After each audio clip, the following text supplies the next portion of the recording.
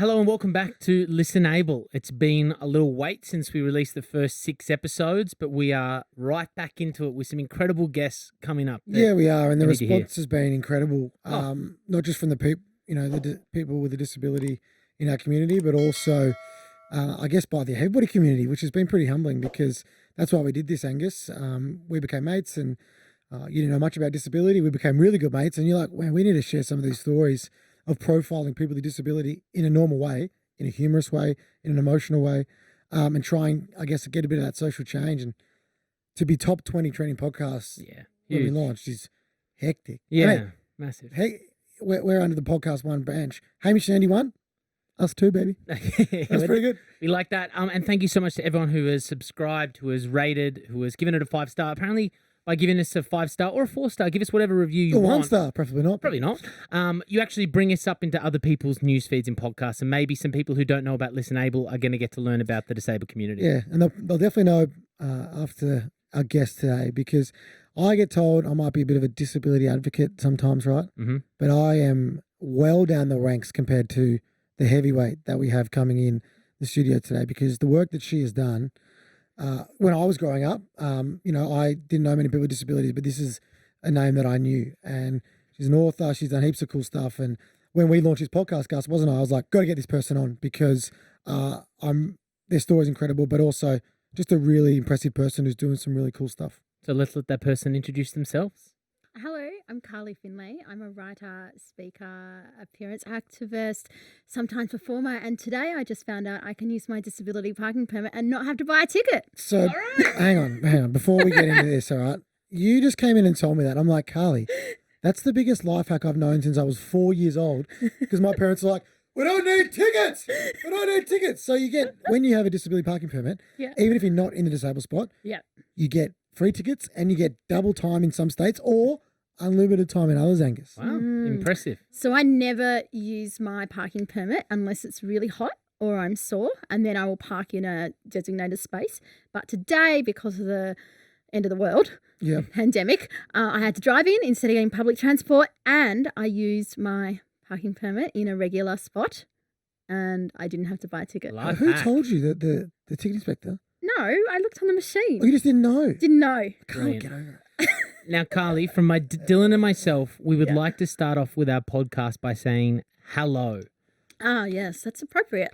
Now, can you tell us why that's an appropriate start to I this? wrote a book called Say Hello. You did? And what is the concept behind that? Obviously, it's an autobiography, but what's the concept behind the title? Yeah, I get asked a lot about my appearance, and people just launch into it or tell me what I look like you look sunburned, or what happened to you.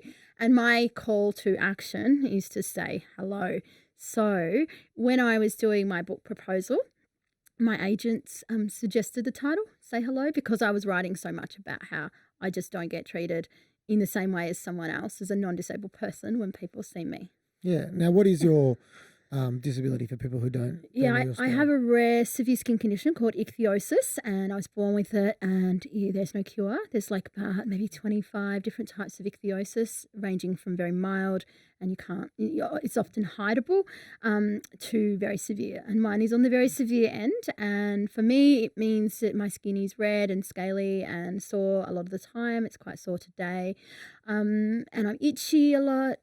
But socially, it's harder. Like to manage the condition, it's just what I'm used to. But socially, it's a bit shit. You know? Now, you call yourself an appearance advocate. You are that. And since being in the disabled space as someone who is able-bodied, I've obviously come across your Instagram. And now it wasn't through Listen Able. It was through my best friend, Ash London, Oh yeah, who posted Ash up is great. a photo of you saying what a champion you are. Oh, that was a really embarrassing photo as well. Like was it? my husband is so over he's so over being my Instagram husband. I mean, I don't know if he's so over being my normal husband, but just as an Instagram That's husband. true. You know? Was that your best friend, Ashley, or one of your best friends? One of my best Thank friends, you of very course. much. Dylan's Oh, very protective. sorry. Dylan's very protective. Gosh, it's ranking here. Yeah, and I said to Adam, can he please take an outfit photo? And so it's written in our wedding vows that he would do that. But I wrote it. Like I said, you will take a photo of me every day. So he doesn't think he's agreed to do that. Anyway, and one day I really liked my outfit. I said, can you please take it? And it was hot and he was on the couch. He's like, oh, do I have to? And I was literally adjusting myself. And for some reason I was standing on one leg. And he took that photo, and that was the only one I had because he just got so sick of it. And that's the one Ash posted. But that's how I came across you, and I clicked on your Instagram page, Yeah. and I had to scroll through. And appearance advocate is exactly what you are, because you share the stories of people internationally and here in Australia who have the same condition. Mm-hmm. And your voice is so important to these parents of young children who have no idea what to expect in the future. And so, just before we get into this, thank you so much for coming on. Thank you. And we hope that this podcast allows people who don't know who the incredible OAM Carly Finley is. I got Well, that. actually, we are both OAM. There's only one person in here without an OAM. Oh, sorry. Yeah. We could Okay. nominate you, but we're not allowed to tell you that we Yeah, nominated you you. can nominate, but you can't tell, otherwise they don't get nominated. I feel like this is one of those secret We're not- societies, we're like the not nominating him, stonecutters. by the way. This is like the stonecutters. You got your own little like necklaces that open up secret doors. Oh, yeah. Like That's the very good. Men's Society or Yeah. Scientology. Something. Good. Are But we just- like Scientologists? Yeah, I hope not. yeah. Just a huge thank you as we get into this and learn more about Thank your you. story. My OAM ceremony got cancelled. Because of the coronavirus. Yeah. But it'll happen. I And think I'll be we there. should talk Will straight you up. be there too? Are you getting yours at the No, same but I'll time? come support you. But I only get 4 people. Well, then I'm not coming. No, I'm already in the club, so I can just invite myself. Oh, yeah, you can too. I don't know. Let's start it with the coronavirus, I think, Yeah. for sure. It's something we've already Yeah. referenced twice in the first couple of minutes of this Yeah. podcast. Yeah, how's it having an effect on your life? I am working from home because I have a compromised immune system. So the immunocompromised is the word I'm hearing a lot. Mm. So for people with disabilities with lower immune systems, yeah. Yeah. So I mean, I don't usually get a cold or the flu, but I had been really sick this year. I went to Adelaide for work. I work at Melbourne Fringe, and I went to Adelaide Fringe, and I did this public karaoke thing, and I reckon I got sick from that, and I was sick for about 4 weeks. This is the first week I've been well, and so I've been work has instructed us to work from home. All of my speeches have been cancelled. Like I've Same. lost such a lot of money. Yeah. I'm pretty sore as well. Like I think from the stress, my hands and skin get, my hands especially are sore at the moment, but my skin gets sore from stress. And I think it's like not knowing when my next, I'm not going to be destitute. That's fine. I acknowledge my privilege, but certainly a lot of money's been Yeah. lost. And I was just going to say I think Carly and I are sick of hearing the rhetoric that it's just the common colds. It might be the common cold for 95% of people, but for our community, a portion of our community could be fatal. So Yeah, I think we need absolutely. to change that, and that's why we're doing all these measures to look Yeah. after each other. Not being preachy, it's Yeah. just what it is. Of course. Because we will lose friends. Yeah, absolutely. One of the other things was, so I talk a lot about how I get asked to work for free, right? And a lot of it is from disabled organisations, which is really disappointing. This is quite funny and annoying at the same time. I got asked to do a conference around disability, and they said there's no budget, so I was pleading via my publisher to, pay me. She said, "Oh, good news. They've agreed to pay you. Bad news, it's been cancelled." Cancelled, yeah. Of course they have. Now, fiscally, everyone's going to be doing it very tough. And once again, we Yeah. acknowledge our privilege as well to be in the positions that we are. Mm. What about physically? The coronavirus is incredibly scary. What about emotionally, spiritually, yeah. mentally? How are you going to suffer, especially with isolation and I'm forthcoming feeling isolation? Pretty lonely. I'm like an introverted extrovert. I really like being around people, but I like my own space. I'm an only child. And when my husband wanted to move in with me, when we got engaged, I'm like, can you spend one night at your parents? Because I can't I can't deal with the full week of living with someone. Anyway, he didn't. Didn't agree. But yeah, I've been working at home all this week. And in my freelancing, I do work at home, but it involves so much speaking and meeting people and Yeah. traveling. I see people all the time. And I think Lonely.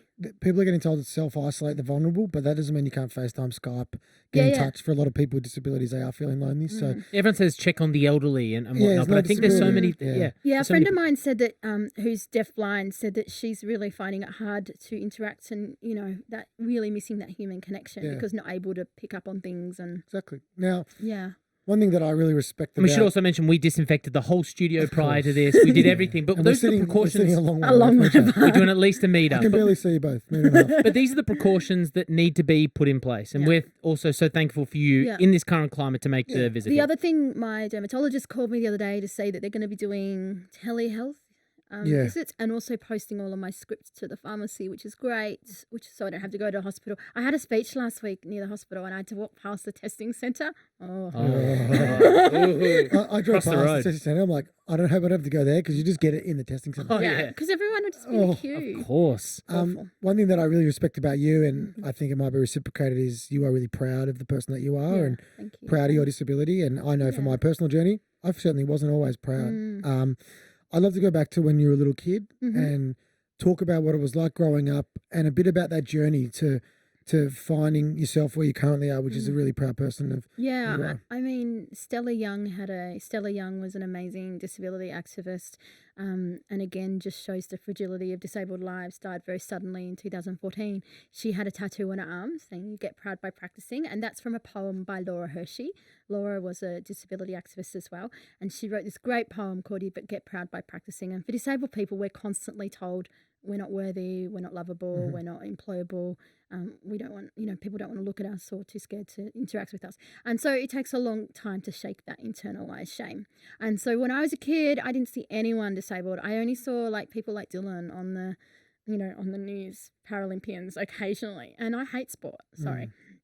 And so it just No, it's didn't fair relate enough. to me. I know that when I was growing up, I'd say that you're either talking about your disability on a current affair Yeah. or you're a Paralympian. There's Yeah, nothing exactly. in between. And And that would suck. And the current affair stories were always tragic. Always. Always tragic, and always about how parents couldn't deal with their kids and had to send Have them shame away or somewhere. grief or whatever. Yeah.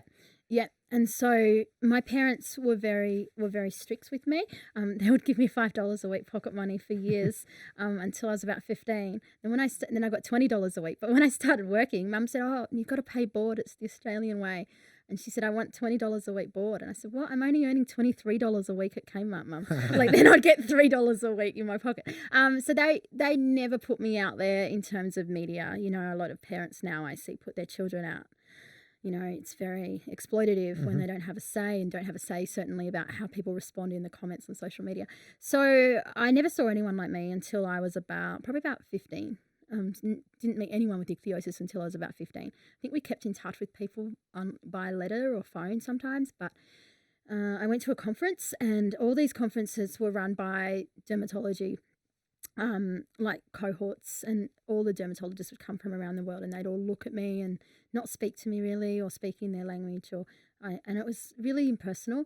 And then someone now had ichthyosis, and they were telling me how they had all these drugs to make their skin really good, but it also had a detriment to other parts of their body. And I said to my mum, I don't want to take those drugs because that woman wants to change herself, and it makes her sicker, and I don't want to do that. So yeah, then when I found the internet, probably around 16, 17, I met lots of people online, and that changed my life.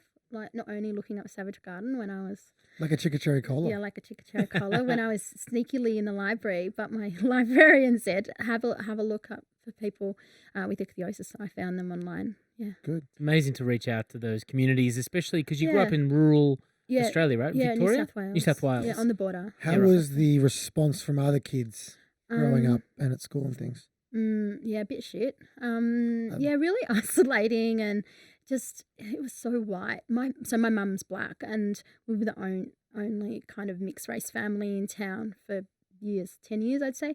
And then there was a really rich private school that was in there, and people from Papua New Guinea would come and stay at the boarding school.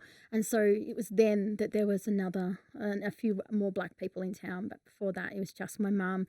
And people would whisper like, "Your mum's black." Like I wouldn't know. And then they'd say, "And you're red." And then because that was very religious in that town. And they'd say like, "I'm red because my parents have sinned, because my parents are black and white." And yeah, it was. And this is not that long ago. No, I We're know. not talking in the 1930s. Like, Yeah, it was like it's full the apartheid, 80s, right? 90s. Yeah, well, they came to Australia because of that. Yeah. They couldn't get married. In And your South dad's an Africa. Englishman. My dad's an Englishman. 80s, 90s. That's not Yeah. that long ago that Yeah, people are still saying things like that. I know. And so, yeah, it was just, and I found like, because I didn't have many friends, I didn't know how to be a good friend. So I wasn't a nice person either, like I couldn't maintain friendships because I just didn't know how to, because everyone would let me down. Like they wouldn't come to my parties or wouldn't invite me to theirs.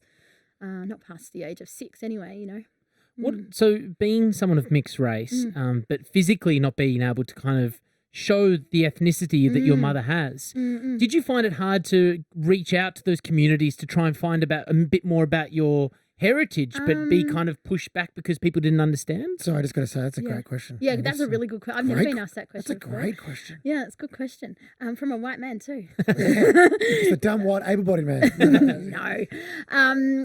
Yeah, no, I guess so. My mum would she has a lot of South African friends that have moved to Australia. So when I went to Melbourne and Sydney to mostly to hospital, we would stay with them, and so I was in touch with those friends, and some of their kids were my age, so we did have that. But I always recognize myself as a white Australian because you probably can't see it now, but my arms are quite pale, and so if I wasn't red, I imagined I'd be white. But yeah, I've written a bit about it. I thought when kids would ask me if I wasn't red, would I be black or white? And I'd always sort of say white, or they'd say white, and we'd never acknowledge it as brown because they thought that was the wrong colour to be. And it's only in the real recent years that I've sort of claimed that part of my identity. When I wrote about that, how I don't look like my parents. People with ichthyosis look very familial, and so the genes make us look a lot the same. So I look more like someone with ichthyosis than I do my parents. Someone you put on on your Instagram or whatever. Yeah. They're almost related. Yeah, and so I've been thinking about that, and I've been thinking about my husband. He's got a Malaysian background as well, and just how mixed we are. But recently, I've written for Growing African in Australia with Maxine Beneba Clark, so I do claim that. And the other day, my mum and I were at the Opera House. I was speaking there, and we did this African head wrap workshop, which was really fun, and that really felt like it was back to the culture. Nice. So that's been nice, and I feel like I can relate to a lot of the things that my black friends say because of the ableism I face, not so much the racism. Because do you mind us explaining what ableism is? Ableism is discrimination towards disabled people. So the same way that sexism is sex, racist is racist. A term that So making things not accessible is ableism, or not providing opportunity ableism. Happens quite a lot in our community. Did you face a lot of that? I mean, I'm sure you still do today, as do I, but especially in a rural area. Yeah, absolutely. Did you have any idea where you wanted to be growing up? Yeah, I wanted to be a journalist when I grew up, and I went to the newspaper, Border Mail, to do work experience. I did heaps of work experience at different places, the radio, the TV, and Border Mail, and they've been really great supporters since my career's taken off now. But the universities there didn't ever cater for that, and so I wasn't allowed to move away from home because back then, probably still now, my parents earned too much to support me, on study or whatever. Yeah. So I couldn't move away. Mum and Dad didn't want me to because my health was pretty precarious. At that time, I was in hospital 1 or 2 times a year. So didn't do that. I had to go and do this really awful degree locally. I had to go do a business degree. And my parents, they were very strict, and I wanted to quit at one time, and they, Dad said if I quit, I'd disappoint him so much. I'm like, oh gosh, I don't want to disappoint my dad. So I did that. I stuck it through, and I got a government job at the end of it. And then I went to do Masters of Communication at RMIT. So I always wanted to be a journalist. I always loved writing, but there wasn't that opportunity. But also, I talk about that, when I was little, Dolly magazine's Model of the Year was out and stuff, and people would say, oh, but you can't enter, there'd be no one like you in there. You'd have to chop your skin off. That's what people said to me, and I have to chop my skin off. I remember I was lucky enough, and I think you might have been as well, growing up, I used to watch Claire Bachelor of the Year, and people used to say, never have someone like you in there. Mm-hmm. And were you? Have you been? I have been. I never read. Yeah. One, never read Cleo or cared about it. But when I got asked, I was like, 14-year-old Dylan saying, you better fucking do that because the people told you couldn't do that. And it sounds silly, but it meant a lot to me because I used to look at that and go, no one like me, you know what I mean? Were you Cleo Bachelor Year? I was nominated. You're nominated. So I was like, I didn't win either. Yeah, I lost. Were you at the same time? No, different years. You're really active on social media. Yeah. You're very colourful on social media, and I'm sure we'll get to fashion very soon. We talk about, and it's a question that I keep asking people in these episodes because I find it really interesting where in the timeline of life people come to the point of coming out as disabled on social media. I first became aware of it in one of our earlier episodes by someone trying to hide their disability. Dylan, you included not putting your wheelchair in certain profile I just had pictures. photos of my face on MySpace because I was embarrassed. No, I haven't had to go on the dating apps yet, Carly. Hopefully Chantel doesn't dump me. Well, I hope not. No, I'm pretty happy. Good. Dylan too. I really hope she doesn't don't leave me. But, I mean, when did you decide, as Angus was asking, when did you decide to go, I'm going to put my face and everything out there? Because you're opening yourself up to so much ridicule. So I've been blogging for years, since I was 19. So since when was it, 2000? 2000, Was 2001. there, was there blogs in 2000? Yeah, Was it it- was was on it- since Was there 1997. internet back then? Yes. I was 9. So. Back in Yeah, Alta yeah. Vista days of search engines. Yeah, I think we're 10 years apart. Yeah. So I was blogging for many, many years, and I never wanted to put myself on the internet because I was really scared about what might happen. And I used to have a MySpace, but MySpace, I would only really talk to Darren Hayes and Bob Evans, my two men other than... Bob Evans as well. What? That's good. Yeah, Good but he combo. sang at my wedding. Really? Yeah, we did. I put a photo on Twitter today about it. Yeah. Sick. Yeah, and he What launched my book. was Darren Hayes busy? Well, I invited him, but he never responded. Oh. Imagine those two paying out. That was sick. But yes, and Bob also launched my book, so he'll be singing at my funeral as well. Like he knows that. Yeah. Yeah, like 60 all the years. all the the big big milestones. events. Don't have Bob running around then. But, No, I don't know. There's not much difference in age between us either. Anyway, You don't look- talk you look about like- that. You look a lot morbidity. younger. Yeah. So I didn't ever really put myself on the internet until kind of MySpace, which was 2006. And when I realized nothing bad was happening, then I shared a few more photos, and then I put stuff on Facebook. And I think I got Facebook in 2007, maybe. Then in 2010, I had just started this blog because I was halfway through my masters, and I thought I need to start a portfolio of proper writing. And I wrote a piece called "When My Face Is This Sore, I Don't Want to Look in the Mirror." And I had gone to hospital, and my face doesn't often get infection, but it was really infected, and it's like yellow and quite pussy and stuff, and it just didn't want to make me look in the mirror. I felt like a real shame. Anyway, so I put this photo up, and in hindsight, it's so ridiculous. I reckon I cropped it so much that you couldn't even see. Like it was just like a rectangle, a rectangle of my eye or something. And then I had to go back to the hospital the next week after that, and the senior doctor was there, who I'd been seeing for years and since I was 6, and he said, what did your face look like last week? And I said, I've got a photo. He's like, what? And this was kind of before selfies were a thing, people took selfies, but my doctor, who was 60, probably wouldn't approve of that. Of course. And There then- wasn't front-facing cameras Yeah, deliberately for selfies. Exactly. And so and then I told him how I wrote this blog, and he's like, what? You put your face on the internet? I'm like, no, only a rectangle of it. So then I kind of, started writing more and came out. So yeah, 10 Now, years of it. obviously, this is an audio medium. If Yeah. so people can't see what you're wearing, you dress up. I know you love fashion, and you talk about it a lot, and you often put up photos saying that you look fucking fabulous, which I retweet because you do. Thank you. But do you know why I do that? Because there's an expectation that I would. I never say I look fucking Sorry. fabulous. I say I feel Feel fucking. fucking fabulous. Yeah, yes. because there's an expectation I couldn't feel Correct. fucking fabulous looking like this. People will be like, oh, it's so good to see you out there. Oh, I could never wear that. Oh, and it's kind of that backhanded compliment. Yeah. Oh, it's so exactly. I get that a lot. It's so Yeah. nice to see you out of the house. Or Yeah.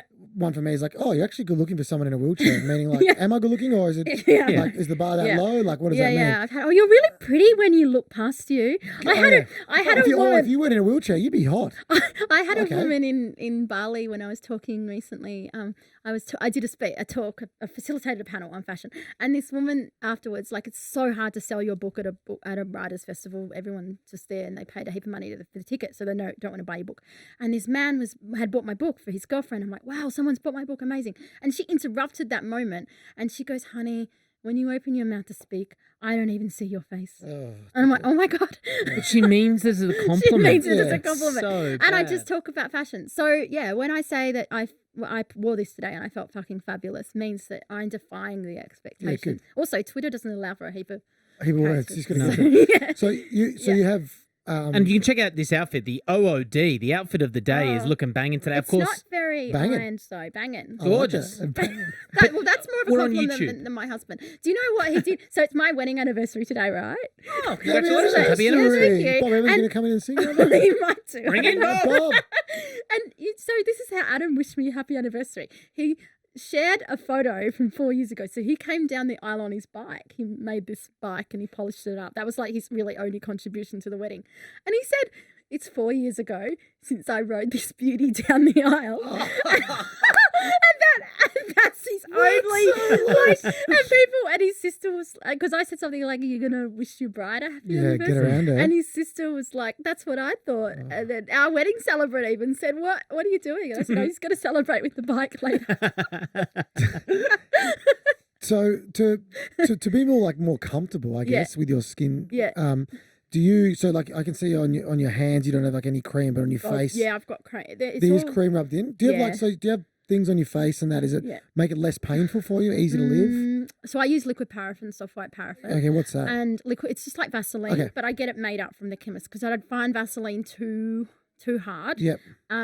The Dermies, which you can just buy over the counter, is quite expensive if you don't get it on a prescription. It's like $14 for a 500 tub. Mm-hmm. So I just get 10 kilos made up nearly every month of this in a really like the consistency that I like, which is quite smooth. It's not too soft, not too hard. And that's to keep the skin wet so that it doesn't turn into a rash / like No. skin flaking. Yeah, it keeps it moisturized and it also stops infection. Okay. So it protects as well. Yeah. I thought that. Oh, it's like an a extra skin layer. barrier. It That goes makes sense. all over my body, and but my face is the reddest because it's probably exposed to the elements more. Of course. Right. But my arms and legs are the sorest, so it's deceptive. So Yeah. similar to me, minus the legs. Oh yeah. If Dylan has sore legs, he wouldn't know about it. Only very minorly. What? Hey, what if you had sore skin? Would you be able to feel that? I'm sure you would. No, I have enough issue, yeah. So I have enough feeling like if I have a pressure sore, if I Yeah. sit down for too long, Yeah. Angus, which like when you sit in your wheelchair on your backside, I go, oh, my bum's getting a bit sore. I'm lucky though. My teammates and friends don't, and Because you're an incomplete it's not a paraplegic. look at you learning, you big legend.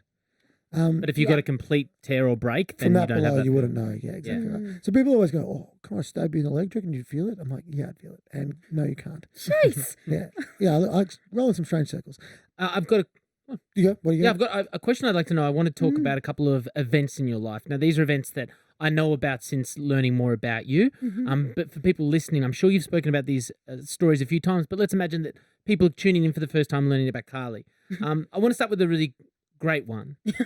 In 2015, you hosted an event that I'm sure changed a lot of people's events, but didn't necessarily change your lives, but you described it as change your parents' lives. Can you talk about that? Yeah, I did access the. No, hang on, that's a different event. I did the ichthyosis meet, which has brought together 75 people affected by ichthyosis. 25 of those had the condition, and we all congregated in Melbourne. Were they all in Australia or around the world? Yeah, there was one person came from New Zealand. Okay, so there's a population of people. with Global similar gathering, you can probably say, with an Yeah. international. Global But that means gathering. there's a lot in Australia alone, let alone around the world. Yeah, I don't know how many there are. I run a Facebook group, and I think there's about 200 and something people in that. But that contains parents and uncles and aunties and grandparents and stuff, and people with the condition. So yeah, I fundraised for that, and for some people they'd never met anyone before with the condition. It wasn't really medical. It had some doctors there on a panel talking for a little while, but mostly it was Social elements, right? socializing, and also helping the kids build resilience, like how to handle a hard day at school, or what to do when they don't feel great about themselves, about the way they look and stuff. But why was it one of the greatest days for your parents? Because I think that they saw what kind of example I'd set for the kids. They were proud. They're pretty proud. They're proud It was parents. pretty exciting. It was really it was a Look really at you lovely not day. trying to humble brag. Sorry, Yeah, no, I love it. not No, it's trying to good. humble brag. You can say it. And Yeah, love I think hearing that they were proud. Thank you. Yeah, it was really, really lovely. It met some really great people. There was a little girl there who's probably not so little anymore, but she was like just out for a boyfriend. Like she was like 9 and she's like, I'm here for a boyfriend. So following on from that, you mentioned boyfriends for that little girl. What about yourself? How did you first enter the dating game? Were you scared? I mean, it was the worst for me as well. I'd love to know how you went about it the first time, you know. I reckon I met like just the unreciprocated love was so ridiculous. Like I'd write love letters to boys when I was little and stuff. And they were too embarrassed to, take that up, or too mean or whatever. But yeah, I think when I did work experience at Star FM, it was B104.9 in Albury at that time.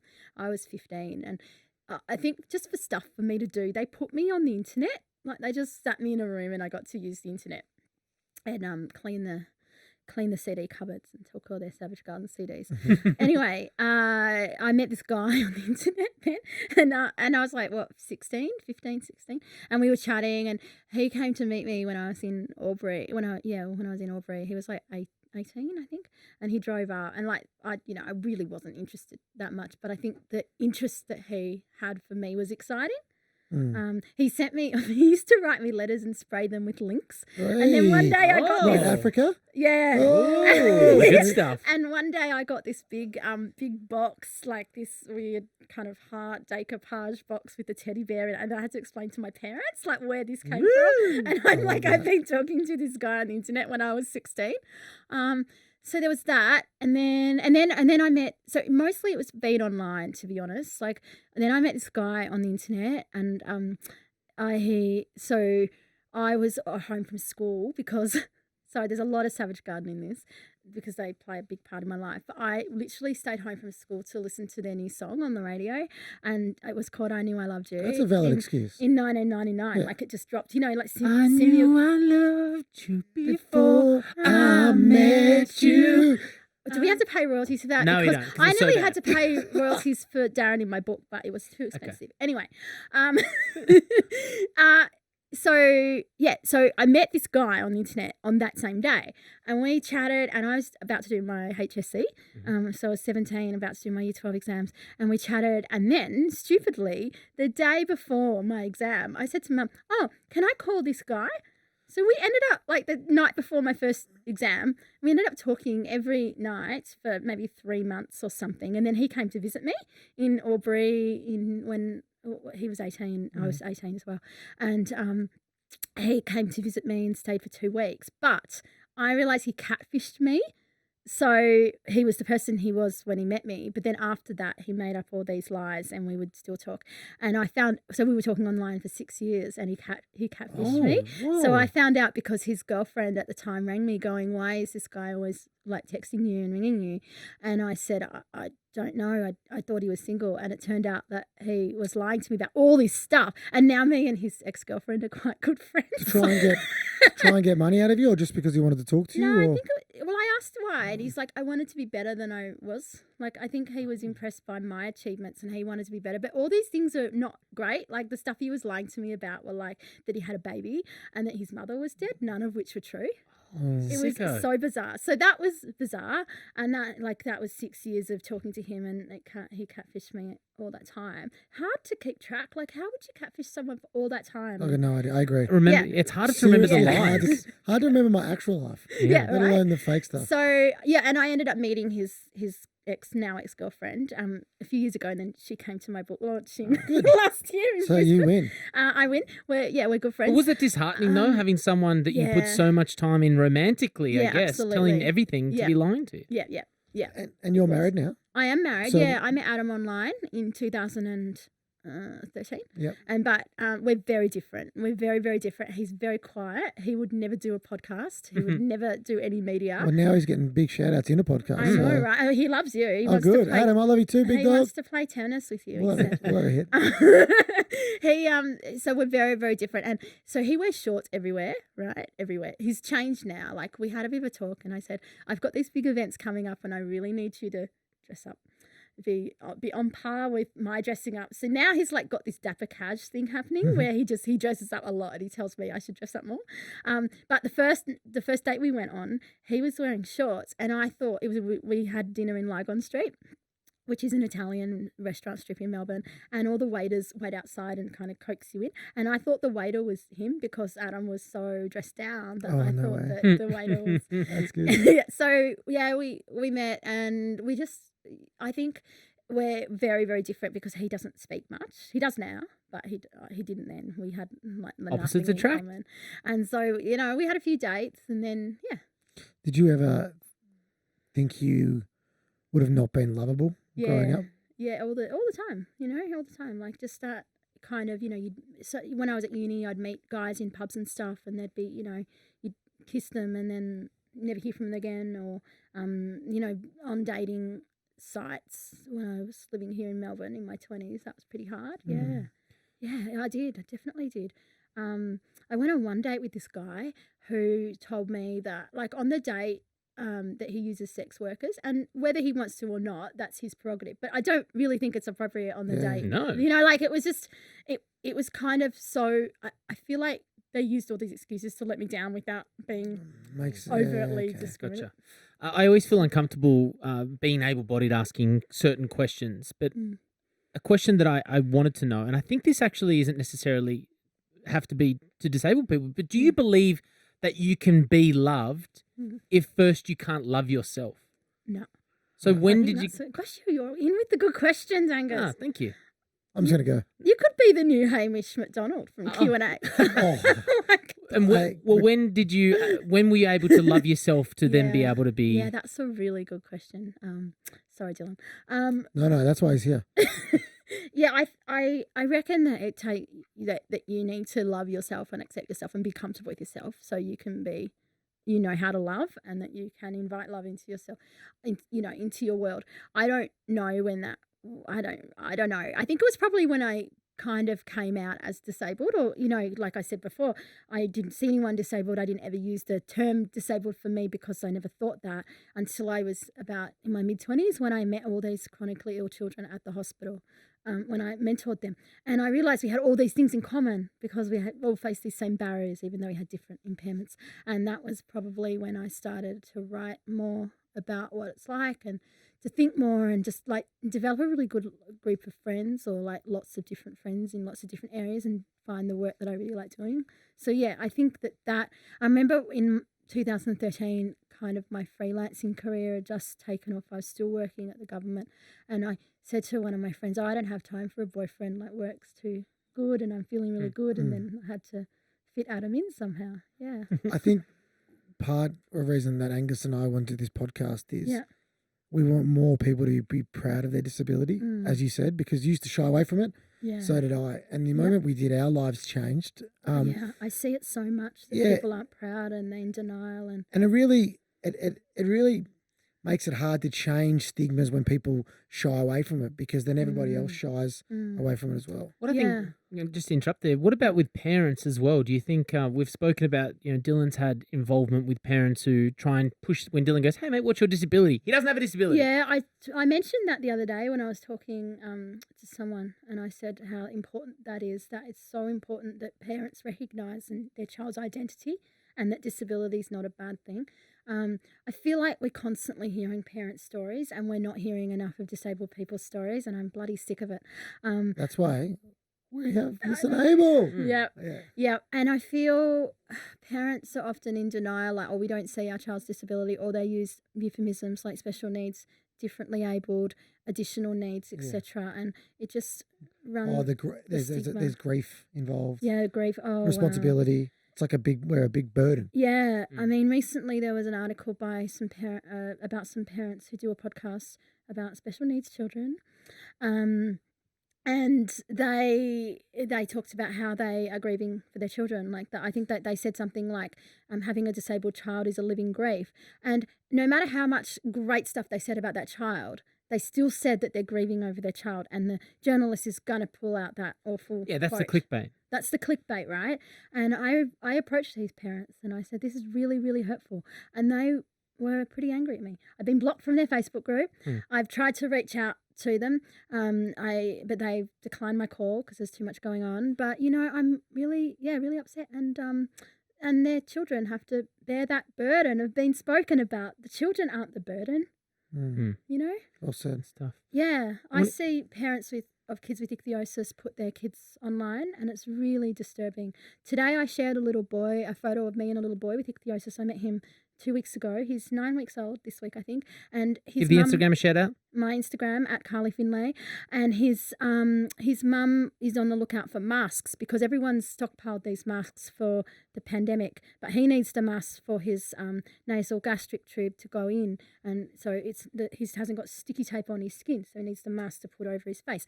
Anyway, so I put a call out and I said to his mum, am I able to share this photo of him? His face isn't too visible. I know that I'm not going to attract awful comments about him, but if this photo was on the Daily Mail website, the comments would be hideous. And so when parents go out and put their children out in the media, they're attracting these comments, and they're... Yeah, you can protect you from your own thread, but there's going to be threads that exist from subreddits, subedits. Exactly. I ended up on Reddit, and that was pretty shit. Yeah. Yeah. Now, there are comments online, and there are comments that happen. There are some comments online, but there are also some comments that are said to people's faces. Now, I was driving my car one day, and I was listening to ABC Radio. I actually tuned in because Carly was going to be on. And it was an interview that she was doing on ABC. And I worked at the ABC at the time. I was at Triple J I remember seeing you in the thing. in the remember? building. Yeah. And I almost pulled my fucking car over and went in there and punched on with some comments. And that's pretty heavy, but I meant that because of the way that you were treated in an interview when you went in there. Obviously, that person is now not there anymore. You can name him if you want. I don't ever say his name. It gives him power. It does give him power. That's why I haven't done it. I don't want to, man. The way that people speak to you about your disability, because it is confronting to them, makes me sad and angry at the same time. Yeah. Do you want to talk about, if you're comfortable, talk about the comments that he said, how that makes you feel, and just the comments that you face sometimes? Yeah, I feel like with a visible disability, your appearance, your body often isn't your own. So people, like you'll get lots of people coming up to you and either telling you what they think, or telling you of a cure, or asking you a question. Pray. Yeah, pray. Gross. And it's just, anyway. So I was a regular on the ABC, and that's why I'd see you around the building. And so I had a regular spot with Claire Bowditch in the afternoons, and then she moved on, and I had a regular spot with her successor. And then I did this event at the Wheeler Centre a couple of years ago. It's about 2 years ago now that happened. Did an event at the Wheeler Centre. I just started working at Melbourne Fringe, and somebody who was a regular with this radio host saw me at the Wheeler Centre. And the next day after that event, so I did a talk about microaggressions at the Wheeler Centre event. About the microaggressions, a little kind of casual ableism that people say to you, or that you can't quite pick up, but we understand it because it happens all the time. And so my boss, he said, hey, someone at the Wheeler Centre really wants you on the radio. They're going to get in touch with you. I'm like, oh, great, that'll be fine. And when they told me what show it was on, I'm like, oh, I'm a bit nervous. It was a morning show at the time, and I'd listened to his stuff a bit. I remember, so I had a bit of a break between that Wheeler Centre and the interview. I think there was a month, and then I got called up, and the producer talked to me about it. And I was a bit nervous. I had this media drink the night before, and I had a few drinks, and I remember seeing his former producer there, and he said, oh, he'll be right. He'll just tell you you're a snowflake or something. I'm like, oh, God. Anyway, a bit nervous. So I went in to do the interview, and he had a sit-stand desk, and I didn't want to stand for half an hour because I'd be too sore standing for half an hour. And so I said to the producer, could we put the desk down? And they said yes. And so he met me briefly and shook my hand and said, hi, I've never met you before. And I thought that's no, we hadn't met, but it was odd that he didn't know who I was, because I was a regular at the ABC. You can't ask that. I wrote Right for the Age. I had been in the media, and also and also you walked into that studio with at least but also with the understanding that you had taken the level of respect to find out a little bit about him, right. and his show, what he talked He's about. literally about to interview you. You hope you know you are. Yeah, and I listened to his show regularly, podcast. Anyway, so then I think he was a bit annoyed that I asked for us to sit down. He's like, oh, who asked for this? And I said, I did. And then he said to me that my face would, he explained my face, how I look like a burns victim. And then he said... Now, is this on air? Or on air? On air. It was all live. Okay. All live. And he said that, your face wouldn't be good at Halloween. Like, suggesting that it would be like an annoying mask to have. Yeah, or you wouldn't have to dress up. Yeah, or people would mistake you for me as a dress up or whatever, which is true, which is sometimes what happens, not to me, but generally. And I've written about that. I've written about how Scary Face at Halloween perpetuates the idea that those of us with facial differences are scary. So I kind of laughed it off. And then he said to me, what's the most offensive question you've ever been asked? And I said, can you have sex? And he goes, well, can you? And I kind of just laughed it off, like, huh? What just Surely happened? not serious. Yeah, and because it was live, you just don't know. And being a woman in the media, not even being paid to be at the ABC as well. So this was, a guest spot. I did not know if I could make a scene. Imagine if I'd made a scene and stormed out, and then I could have been Yasmin, right? Yeah, of course. Like what happened to Yasmin Abdel-Megeed when she wrote Lest We Forget on... all the different... the tweet that went viral. and kind of about the refugee camps and on Anzac Day. And I just think there's no room for us, because we were always so grateful. We have to be so grateful to be there, to be given that opportunity. And then if I'd made a fuss, that, my radio career, which wasn't even paid, would be over. So the interview went on, and a few people rang in to say how surprised they were. That One lady called up. yeah, He also said that you look would be scary for children, and I was Yeah. like, "Who's this guy?" Yeah. This is all back to back, Gus. And then this one lady called up. Oh, I've got a comment for Carly. I just want to say, John, your questions are inappropriate. How dare you speak to her? This is live, Yeah, first great. caller, and I was like, "Thank Yeah. God." yeah, And then Yeah. he tried to backtrack, but yeah. I mean, credit to you for being stoic in that situation. The way you, I would have, It- if I was getting interviewed like that, I would have been like, "I'm out of here." It was really, really weird. And so I went downstairs, like I finished the interview and I was like, oh yeah, it's great. And he left and then I was talking to the producer and I said, could you send me the audio? I bet they regret that now. Anyway, they sent it to me and I went back downstairs to hand in my pass, the visitor's pass, and Julia Zamiro and Tim Rogers were there, and I'm such a fangirl of Tim Rogers, like he's hot. And I reckon I was like fanning myself while I was saying, hi Tim, you know, real ditzy. Anyway, and Tim knew who I was because he's Bob Evans' mate, right? Anyway, so I said, I just had this really weird interview with this guy, and he's like, yeah, that's weird. And then Julia Zamiro comes up and I said, is this weird? And we kind of debriefed and she's like, yeah, that's weird. Anyway, got to work and I'd only been at Melbourne Fringe for maybe 4 weeks, and it was awkward because I worked so long for the government when I had to keep this stuff separate, like keep my media and my day job separate. And we went through the wins of the week. We all do a win of the week. And I was late to the meeting and they're like, Carly, what's your win of the week? And I'm like, well, I survived an interview where the radio announcer said that my face wouldn't be good at Halloween. And they're like, no. And everyone just sat there going, what? He didn't say that. And I was not on my phone much in the day, but I could see all the notifications popping up. And then my boss came up to me and asked if I was all right. And then I got the interview, the audio, and I uploaded it to my blog when I got home. And I just wrote a really brief thing, like I'm still processing. It was really inappropriate. And then that night I was trending on Twitter. And one thing I had found was this was the first time that I'd seen where people got the ableism, that they understood it, that they recognised it, that they realised that it was inappropriate for that media commentator to ask. So when Eddie Maguire, for example, calls, Adam Goods an awful word, a racist word, or when a footballer uses the R word, it's always defended, right? The R word being retard, by the way, which we Don't need say that. we need to cancel out. Edit it. Yeah. Yeah. No, but You know. people don't know what the R word is, Yeah. and I think it needs to be stopped. Like when Yeah, absolutely. people say to me all the time, "Oh, that's R worded." Yeah. If you don't know what the word is, the Black Eyed Peas. Let's get. Yeah, You I know heard what that that on is? radio before. That is so offensive to you, myself, To everyone. And not even when it's directed at disabled people, even when it's just a general Same as comment. you wouldn't say these days. That's gay. You know what I mean? exactly. It's exactly the same. And so when everyone was calling out this behaviour from this radio host on Twitter, it was amazing because I think people got it.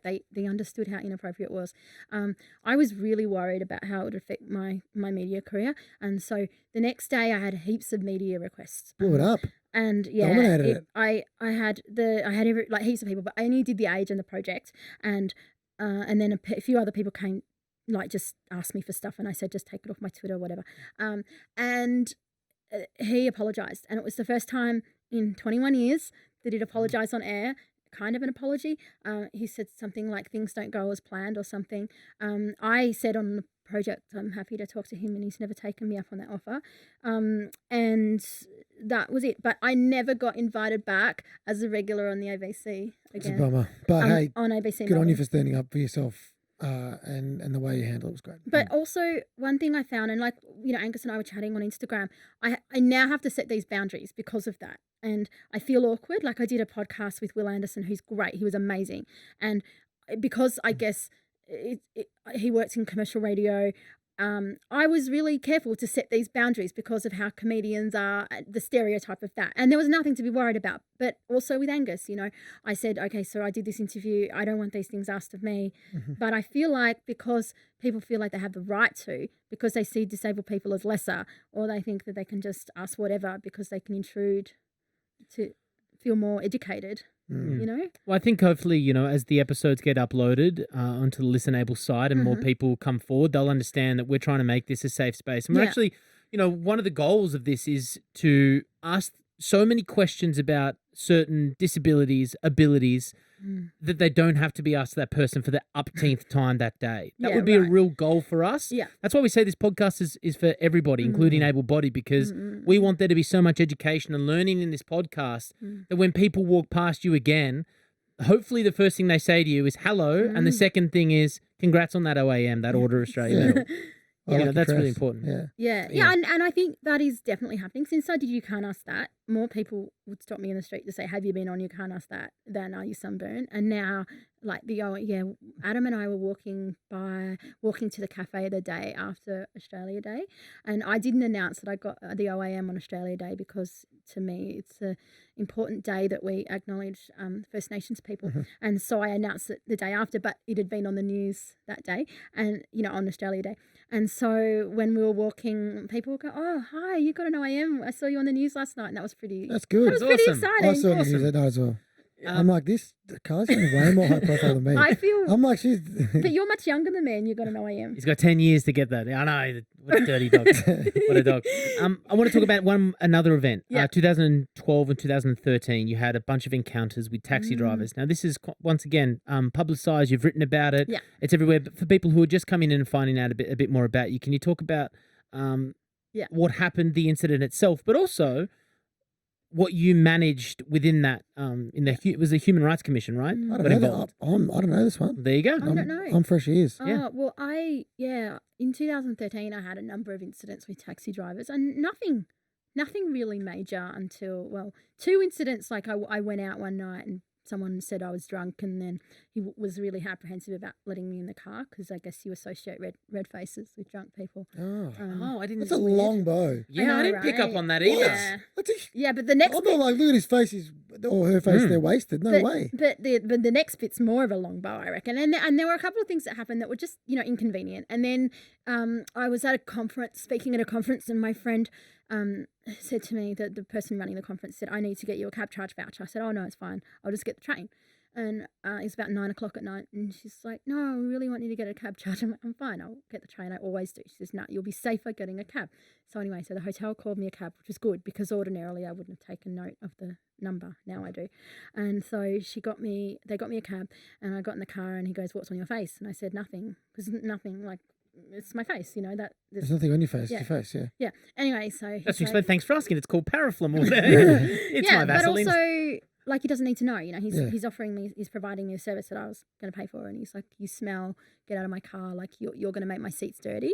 Like, as if I'm going to rub my face on his car. Like, It's tough to hear. who is Sorry, sat? Carly, yeah. I know. Like, who sits in the car upside down with their face on Yeah. the seat, What right? a flog. Who doesn't? Anyway, so I got out the car and I gave him a big fuck you, and I got another cab, but because the hotel called, they could track the number, and so I wrote about it and it went viral, and that's how my husband knew who I was, because he goes, when I first met him, he's like, "Yeah, I saw your article on news.com about the cabs." Oh, so that cab driver got you your life partner. Right. Long bow. Long bow. Real No. long bow. But so there was no accountability for him. He just quit. Like, there's no kind of punishment for him. A cab driver works for the company, but he can go work for any other company. And so don't know who he was, but I made a complaint to the cab company, and they were really great. It's 13 Cabs, so I know you've done some work Yeah, for. And so then as a result of that, they said, "What do you want to do?" And I said, I want there to be training to say that disability looks different for everybody. Like, it's not just people in wheelchairs or people with guide dogs. It's a big spectrum. Yeah, of course. And we all have places to go. So anyway, I asked for that complaint, for that resolution rather, in my complaint, and then they said, "Oh no, we're not going to do that. There needs to be someone else that complains, and then we might do it." I'm like, "That's ridiculous. That's ridiculous. That, like, why can't it stop at my complaint? Prevent it from the next person, yeah. Yeah, prevent it." So then I went to the taxi commission, and again, it was not really. They're pretty shit. Anyway, still pretty shit. And then I ended up, just at the time, Graham Innes was the Disability Discrimination Commissioner, and I texted him and I said, "Hey, I need to make a complaint to the Human Rights Commission. They are wanting me to hold off on my complaint because they want another incidence of discrimination to happen. This isn't right." So I put in a complaint, and and said that not only did this one where my face would ruin their car happen, but the two others in that year. And so we had mediation, and then we made that video, and then now there's a video. So sometimes when I get into taxis, they're like, "I've seen you somewhere on the training video," but it still happens, and it happened to me. I no longer make formal complaints. I just tweet about it, and then I send them my threads. Gotcha. And last year it happened on my birthday, and I tweeted about it and I wrote about it for the news. But it's just so inconvenient, and I tried. Like again, the Taxi Commission just doesn't do anything. I try, like they haven't responded to my tweets. And so then they'll say to me, "Do you want to put in a formal complaint?" And I said, "No, I've done all the work. You can read this." I met with someone that works there who is disabled, and she's great. But again, how it's only one person changing the system, And so it's really inconvenient. The 13 cabs were great. And also the company that recently discriminated against me have been great. And they sent me a voucher, actually, which I probably can't use until the pandemic's over. I hope it doesn't run out. No expiry. Yeah. Just when you're speaking, I was, and there's such an emphasis on appearance, I guess, and people judge you straight away by your appearance. I've had problems with that as well, being in a wheelchair. And I think there's pressure, especially on young females, disability or not, to really worry about their appearance. What would your advice be? I know we have a good listenership of young females coming up in the world who aren't comfortable with who they are, how they look. What would your advice be to them about how you found, Yeah, good question. I stopped reading the magazines that didn't feature people like me. I stopped reading Cleo and Cosmo because I never saw anyone like me in it. And if I did, if I saw any ads about flaky scalps or whatever, they always talked about how awful it is to have a flaky scalp when you're undesirable. Yeah. And that's the same if you're a size 12 and not a size 8, and in the magazines you've got to be a size 4 or your hair or whatever it is. Yep. And so I found another thing is like find people like you on Instagram. That's a really easy way to, Instagram has made it really easy to connect with different people. So find people like you, find people that aren't like you as well. I don't know more than maybe 3 influencers. I don't know who they are, because I'm not interested. I'm not interested in following women that have beauty privilege, really. And that's honest. Like I'm not interested in people whose only kind of worry in life is how they look. Yep. When they look great, because I wonder if they've ever been stopped by a taxi driver and said, "You can't get in my car because of your face." Probably not. Great advice. I feel like also it's really easy to change your face now. Like before, you could either be airbrushed in a magazine or pay a lot of money to have cosmetic surgery, but now you can just get cosmetic surgery in your lunch break, or you can use an app on your phone to change your face. And I really worry people don't know their real face anymore because they're constantly putting up this weird filter. And also with kids, like kids are being filtered, and I just really worry. I don't think you would, and you don't need to. But is there a desire for people with your disability now, with advances in technology, to get like cosmetic surgery or something? Yeah, I think Can you do that? I don't know. I feel this is probably really judgmental, but I don't understand when people with ichthyosis get tattoos because there's such a risk of infection. Why would you put yourself at a further risk? So they try and tattoo over. No, just get a in general. like a general tattoo, Okay. like Angus has got. I just don't understand that because Hang on. Angus has shit tattoos. I mean, you wouldn't those want to ones. get I got a tattoo the other day. Can you see what it is? it's a block It's a box. box. It just says think outside of it. Shocking. Good. Thanks. It's good. Just did that one to the YouTube following. Give the thumbs up there. No, I feel like some people with ichthyosis get it because like for fun reasons or whatever, but then it peels off and you have to keep getting it. I don't understand that. Anyway, that's their call. But I feel there are people that maybe want to change. Like people can wear wigs because not a lot of people with ichthyosis have a lot of hair. Like for me, this is the longest my hair's ever been, which is Looks amazing. good, by the way. I was looking at your hair before going, it is longer. It is. It's like down here now. Yeah. I was actually so funny. I was looking at it before going, your hair's quite long. It's really looks good. because one of one of the symptoms that I have is that hair breaks off, but I'm doing less shampoo and more conditioner. Good. And it's very good.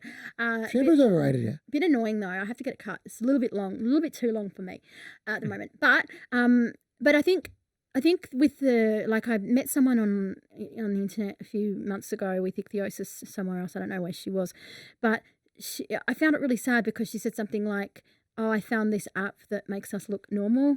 And I'm just like, wow, that's really sad. Just be yourself. I really hope that by me and other people putting our real faces online, we can show that it's okay for other, Bloody other oath it people is. too. And you've done that. Yeah. Yeah. And Adam was saying how he is such a despondent Instagram husband now.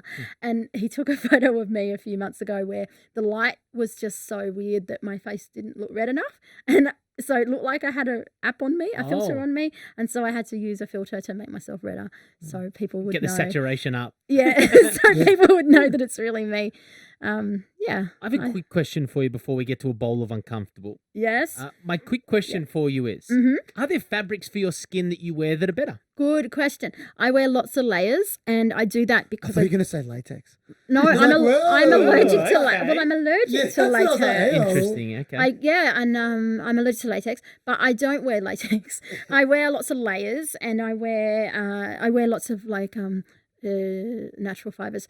I can't imagine wool's good for your Well, skin. I am wearing wool right Okay. now underneath. See, I would have thought. It So would have been this scratchy is or something. merino wool. Merino is great because it's Ooh, like classy. High quality. Classy. yeah, Good really. So and I get cold and hot, but I'm mostly cold. And so for you on a hot day, you'll be able to sweat and get. For most people, they'll be able to sweat and get cooler. I don't have sweat glands that work, so I can't cool down. I didn't know that. And so, I constantly cover up because I don't want to get sunburnt. I don't want to bump myself. I don't want to get hurt by people bumping in. Sometimes on the train when I'm standing, people will carry shopping bags with points, like pointy corners, and they hurt me just by bumping in. Oh. So I always, wear layers. I like fabrics that breathe, but I also like I like fun stuff, and I sometimes do a little fabric test in store. I better not say this. No, I probably will. I do a bit of fabric test in store because if my Vaseline paraffin makes things oily, then it looks like I wet myself or something. I get big blotches. So sometimes I go in and put my hand under the hem and Good see job. how Smart. see how it I was goes. wondering why there was some on my shoulder. Yeah, I was trying on some of it. Dylan stuff.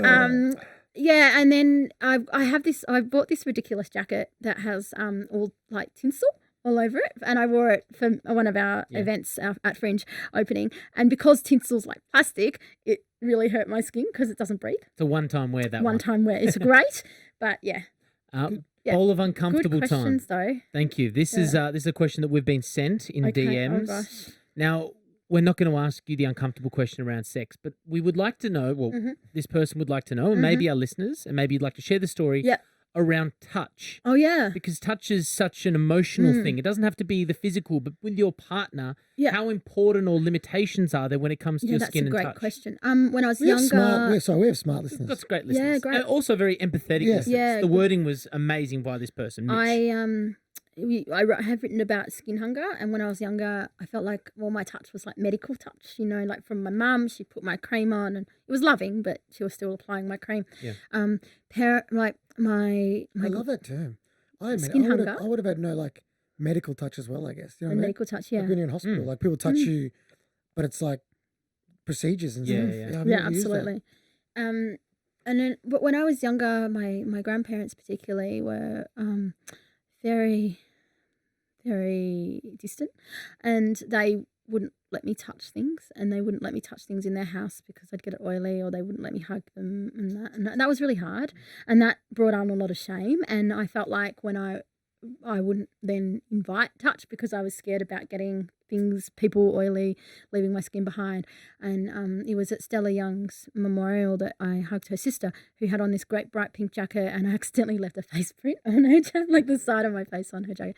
And I said, "Oh, I'm so sorry." And she's like, "No, don't worry about it." She's like, "Stella wouldn't have apologized." I'm like, "Yeah." And so I missed that touch, because I went with so long without a partner, and then just lots of medical touch and my own, and also having to watch out. People are scared to hug me because they think they'd hurt me, and generally that's not the case. I didn't hug you because of the coronavirus. I know. Well, and I reckon now there's going to be a lot of skin hunger because people don't get a hug for many days. But it's funny you say that. When we did something together once for ANZ. ANZ, we did a podcast together, and I gave you a kiss on the cheek, Yeah, it's fine. and it's fun. Yeah. Have you had a cold sore though? That No, would be a but I meant problem. like even for me, like I got a bit of Vaseline stuff on my face, and my skin just looked moist. My I loved it. yeah. It's nice. But we're friends. Obviously, I'm not involved Yeah, in that. But But touch can be so sensitive Yeah, as well. that's I mean, me, yeah. light touch for me, Yeah. I mean, that's what really kind of triggers I guess a romantic thing for me and my Did partner is a light touch. your nipples just get hard over there, Angus? Okay, let's not push it too hard. But it can be, right? It can be. Yeah. Yeah, I felt, and then I was always remembering that last time I'd been intimately touched. But now I feel guilty sometimes, like when Adam and I are in bed and he touches me, and I'm like, no, go away. And I'm like, but all those times that I'd wanted to be touched, Yeah. you know. Very pick and choosy. Hard. Yeah. Great question. Yeah. Hey, good Carly, question. Yes. you're a bloody ledge. We Thank really you. appreciate you coming on, sharing That your was story. really fun. And you know what? I could tell you enjoyed the smile on your face, and I Yeah. think we can tell that we Thank did, you. and I know our listeners did. You know, I probably shouldn't say this because I'll never get a speaking gig ever again. But can you give us the plug on how people can get in touch with you? Because I need a speaking gig. You've got a tennis career. No, I no. can't play sport. yeah, well, hang on. At the moment, I don't have a tennis career. It's all cancelled. So, Is it? But you can play with no audiences, can't you? no, they've cancelled everything. at the Nah, moment. his vanity wouldn't Shit. allow him What are to we his gonna ego. do? Do you know what? So, and I don't want to be, I guess, like we talked about that inappropriate interview, but I guess I can say inappropriately about myself. I was talking with my friend about career options. I'm like, maybe I'll become a cam girl. Cam girl? Hey, you don't bulk cash. $2.99 per 15 Yeah. minutes. A bit more than that. If people want to, $299. if people what I want to meant. book you as a cam girl, how do they get in touch? Get in the DMs No. at Carly Finlay. No. I'm not going to be. Maybe I'll just read my book. That would Okay. be my kind of cam girl. But I strongly recommend say hello as a Yeah, read. You can get in touch. You can at- get in touch at Can we delete that cam No, girl? that's it. That's it. Funny, it's too good. That's it. Okay, yeah, carlyfinlay.com.au. Yeah. And I can do Zoom like cam girl Yeah, things. sure. I can do sensible. I can do sensible speech. You can do Miss stuff Carly, remotely. I'm a Zoom girl. I could do that. I could do training around disability, and I speak and write, and I can write for you. I can read my book for you at bedtime if you like to. I mean, Nice. so Adam isn't a very good, very interested reader, or not. Your partner, yeah. Yeah, and he's up to the chapter about the skin hunger. But he hasn't read it yet. The book has been out for Well, a year and a bit. year, and yeah. he My nearly- partner Chantel won't read my book Why? because she gets a personal version every day. Gets Well, the full that's a story. nice thing. That's nice. It's nice, isn't it? I said that I'd give him my audio book, but he's like, nah. You had enough. It's enough of your voice. He's had enough of my voice. Well, thank you so much for Thank coming you. in. That was fun. We appreciate it. You're an amazing guest, and hopefully people learn a lot more about Carly Finlay. I hope that I'm not going to be a cam girl. You're a Zoom girl. Thanks, Carly.